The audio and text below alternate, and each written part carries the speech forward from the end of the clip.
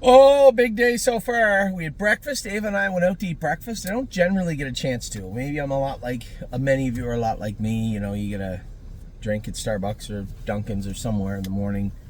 Maybe a little something to eat, but not very often we get to go out. Today we went out to eat at First Watch. Not bad. Not a bad place. No, I'm not taking that up this window. She always does this. She walks to my window, gives me the drinks. I'm not doing it today. Nope. Nope. Nope. I don't want to hear it's hot. Go to your window. Go to your door first, like a normal human. It is hot, actually. It's very hot. Wow.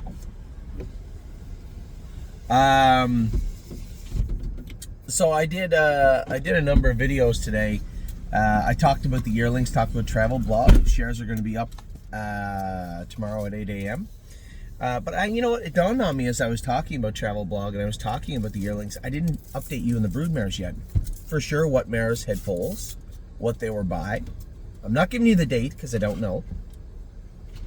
But I can tell you who they were rebred to. Now, I sadly, we have one mare. She sits in the bar. We will not be able to get in foal this year. She was in foal, absorbed the foal, and then we had a short window to rebreed her. We were confident she was already in foal. There's no reason why. This has happened before. She's a maiden, what they call a maiden mare. But we went to rebreed her. She had a little infection.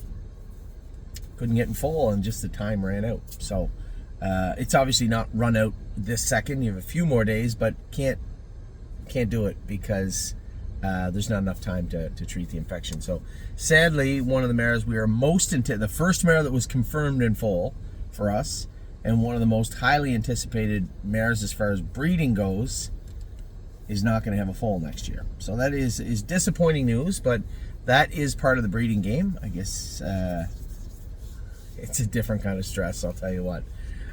She sits at the bar, will not be in foal, and now we have pregnancy checks on Path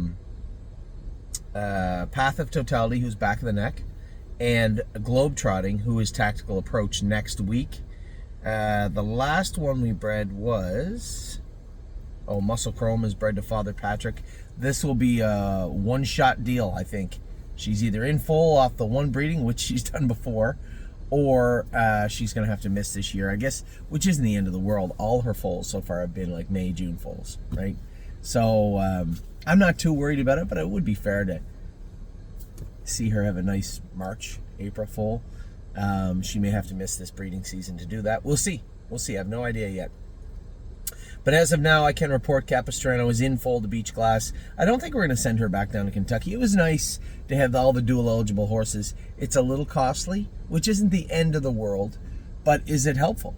Like the Ohio horses, Diosa de la Danza is as good a pacing filly as you're going to get, and we didn't have an opportunity to send her to Kentucky. Now the next generation kind of screwed that up a little bit, but she would be back in Ohio to race in the entire stake season here. So going Ohio, Kentucky isn't that helpful. Same with Ontario. Now Ontario's over in time where you can make Corbin. So Ontario, Kentucky maybe, but when it comes to cost benefit, you know, I just don't think that sending Capistrano is going to be worth it down to Kentucky. Not to mention every big stable on earth. Well, I shouldn't say every big stable, but a number of the bigger stables have now bought real estate, bought farms in Kentucky. So Capistrano can stay right in Ontario. She had a Beach Glass foal, and she is bred back to Beach Glass and confirmed in foal to Beach Glass as of right now. Eyes at 10 had a Captain... Wait. I should know this, shouldn't I? It should be right here. Eyes at 10 had a Captain Corey. Ooh. Captain Corey foal this year. Bred back to International Money, and Amy was like, what? Eyes at 10 stands off. Why do you want to breed back to International Money? I said, she might stand off, but she doesn't hit anywhere. She's exactly like her uncle was. Lawmaker stood off a little bit now. Eyes at 10, Pretty Eyes and Lies a little bit more. Lawmaker was like here, and he never touched it. Lawmaker? We sold him in Sweden. I said we got a bone. That's a hard no. So Eyes at 10 has a foal by Captain Corey. Now, halfway through the season, there was whispers in the barn. We had 5 Captain Corys on the ground, and Cherry's girl and Don't Ask Again. We're not training that good, and I was like, that's not good. Now, lo and behold, you see them get to the track, and both of them first starts, first winners, and both look very, very good. So I have a much better feeling right now with respect to the Captain Corys than we had maybe 3-4 months ago. So Eyes of 10, we brought her back to international money though. I love Pretty Eyes and Lies. I think she's a beautiful little filly. She does her work good, and I have no reason why I would. I love international money. I mean, geez, they've been nothing but good to us. So yeah, international money. Globetrotting has been bred back to Tactical Approach, confirmed in fold international money, by the way. Globetrotting has been bred back to Tactical Approach. She's a pregnancy check first of the week, I believe Jacob told me. Lovers Play, it seems that she's going to be our only King of the North mare. I had a cool conversation with David this week, a partner of ours, said, would you consider sending Lovers Play to Massachusetts to foal out so she would be Ontario and Massachusetts bred? Now that is interesting. I never thought of that. Maybe. It's a possibility. We'll see. It's certainly worth looking into. Muscle Chrome, back to Father Patrick, as I said. King of the North, confirmed in full. Lovers Play. Muscle Chrome is not confirmed in full. She just bred the other day. It'll be another 10 days before we can confirm anything on her. This will be her one shot to get in full to Father Patrick. My Jazz is in full to international money, which is, no, pregnancy check this week for international money. Had the Quattro de Julio, then we had the Captain Corey, and now we have her in full to international money. Hopefully we'll see this week. Back of the neck for Path of Totality. She's a pregnancy check first of the week also, to make sure she's in full. That would be an interesting cross. Also, Aglariam is in full to TCI. Great news. She sits in the bar, will not be in full this year. State Park S is in full to Tactical Approach. Stay Special, I believe, is in full to Cannibal. So there's two. And then the second TCI, Pull the Shoes, is confirmed in full. So this year, for sure, well, as of right now, for sure, we have confirmation of mares in full. 1, 2, 3, 4, 5, 6, 7. One is not in full for sure. 3 more pregnancy checks over the next week or two. So pretty good shape. And as of the foals last year, Capistrano hit a beach glass. If I don't say full filly or colt, it's because I'm not positive. I could have looked it up and I didn't. Here I thought I was well prepared for this list. Eyes of 10 hit a Captain Corey. Globetrotting hit a Captain Corey. Muscle Chrome hit a Long Tom. So, and that's a filly. I know this one. A full sister to Tomboy Strong is on the ground.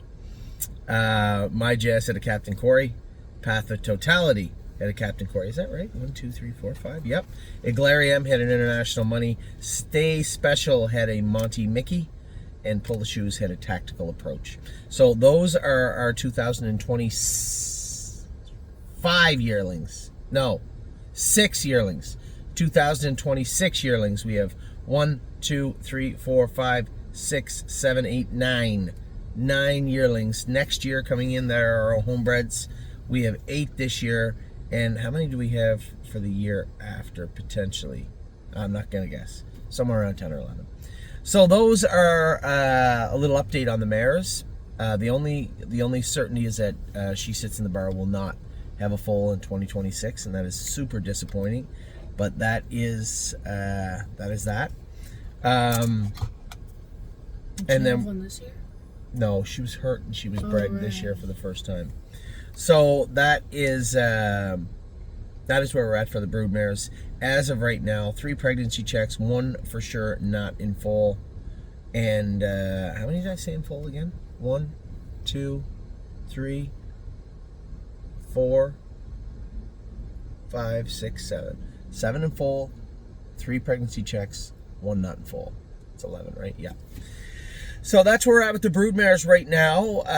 The yearlings, as I said, we're going to start selling them one by one. We're going to have spotlight times, I think, is the best way to go about it. We're starting with, which I think is fair to say the crown jewel of our Broodmare band would be Globetrotting. And she has a green shoe colt that there are, I don't know how many shares are left, 20 some maybe, of Travel Blog. And they're going to go up tomorrow morning publicly at 8 a.m. and it's going to be first come, first serve. When they're gone, they're gone. Can't do anything about that. So, 8 a.m. If you're on the lookout for a yearling, first shot at a yearling, especially one that is highly touted as this one, I suspect you should be close to your computer at 8 a.m. So with that, I'm going to let you go. What are you doing? What? I was just doing what you were doing. Right. 8 a.m. tomorrow, I'd say be close to your computer. I hope you're having a wonderful weekend. It's been an absolutely beautiful, I might go in the pools then. A beautiful Sunday. I will talk to you all very soon.